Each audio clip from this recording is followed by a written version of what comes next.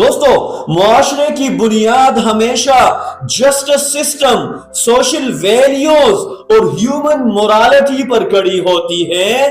جیسے ایک ڈاکٹر جب مریض کے پاس آتا ہے تو مکمل کیس ہسٹری لے کر مسئلے کی جڑ تک پہنچنے کی کوشش کرتا ہے، بالکل اسی طرح ایک جج بھی کسی مقدمے میں موجود تمام عوامل، تمام پہلو اور تمام فیکٹرز کو دیکھتا ہے۔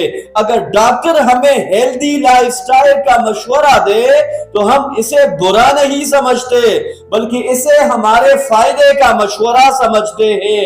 مگر سوال یہ ہے کہ جب پاکستان جیسے اسلامی ملک میں ایک جج اپنی رائے دے کہ بعض سماجی رویے، خصوصاً لیونگ ریلیشن شپ جیسے حرام تعلقات معاشرتی بگاڑ کا سبب بنتے ہیں، تو آخر اس میں اعتراض کے ساتھ اسلامی تعلیمات بالکل واضح ہے کہ نکاح کے بغیر مرد اور عورت کا ساتھ رہنا نہ اخلاقی ہے نہ ہی قانونی۔ اس روشنی میں اگر ایک جج معاشرتی خرابی کی نشاندہی کرتا ہے تو اسے فہم و بصیرت سمجھنا چاہیے، نہ کہ تنقید اور ہنگامہ۔ مگر بدقسمتی سے ہمارے سوسائٹی میں ایک مخصوص طبقہ جو خود کو لبرل کہتا ہے، ہر اس بات پر شور مچاتا ہے جو اسلامی اصولوں کے مطابق ہو۔ نور مقدم کیس ایک انتہائی ہائی پروفائل اور دل دہلا دینے والا واقعہ تھا۔ ظلم ہوا، ایک بیٹی قتل ہوئی اور مجرم کو ڈیتھ سینٹنس ملی۔ یہ انصاف کا وہ معیار ہے جو ہر مہذب معاشرہ چاہتا ہے، مگر جب فیصلے کے ساتھ جج نے ایک ایڈیشنل نوٹ لکھا کہ معاشرے میں بڑھتے ہوئے لیونگ ریلیشن شپ جیسے غیر شرعی تعلقات بھی بگاڑ کا باعث بنتے ہیں، تو یہ کوئی غیر معمولی بات نہیں تھی، یہ ایک سوشل آبزرویشن تھی جو ایک صاحب علم انسان نے اپنے تجربے کی بنیاد پر لکھی۔ اسلام میں حدود واضح ہے اور نکاح کے بغیر تعلق کو فساد کہا گیا ہے۔ اگر معاشرتی خرابی کی نشاندہی جج کرے تو اس پر انگلیاں اٹھانا انصاف کے عمل کو کمزور کرنے کے مترادف ہے۔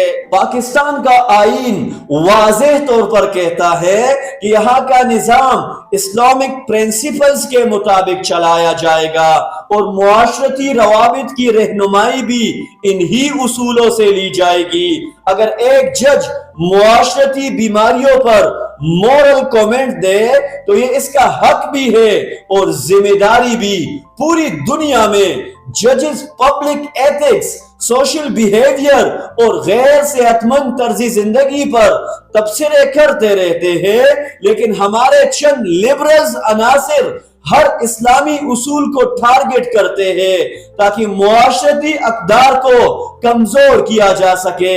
حقیقت یہ ہے کہ اسلامی تعلیمات انسانی فطرت کے مطابق ہے، جو ہمیں درس دیتا ہے پاکیزگی کا، مضبوط خاندان کا، نکاح کا، ذمہ داری کا، عزت اور احترام کا۔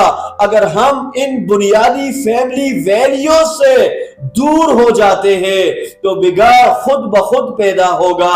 لہذا جج نے بالکل رائٹ نوٹ لکھا ہے۔ مگر افسوس کی بات ہے کہ ہمارے کچھ پالیٹیشنز، جس میں زیادہ تر پیپل پارٹی سے تعلق رکھتے ہیں اور جن میں سرفہرست شیری رحمان ہے، اسی طرح اینکرز میں سے بہت سارے ہیں جن کا سرغنہ، جن میں سب سے زیادہ بڑا چڑھا کر اپنے آپ کو پیش کرنے والا شاہ زیب خانزادہ ہے، یہ ہمیشہ وہی بیانیہ سامنے لاتے ہیں جو ویسٹرن لائف سٹائل کی اندھی تکلیف کی طرف دھکیلے۔ جب جج نے لیونگ ریلیشن کو ایک خطرہ کہا تو فوراً یہ طبقہ میڈیا نیریٹو بنا کر سامنے آ گیا، جیسے کسی عظیم اصول کی توہین ہو گئی ہو۔